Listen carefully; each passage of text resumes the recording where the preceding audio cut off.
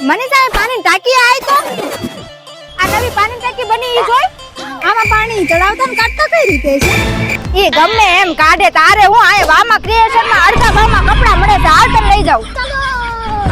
અરે હા મારી બહેનો તમારા કબાટમાં પડેલા જૂના કપડા હવે ફેંકી દો કેમ કે વામા ક્રિએશન માં તમને કપડા અડધા ભાવમાં એટલે કે 50% ઓફ માં મળી રહેવાના છે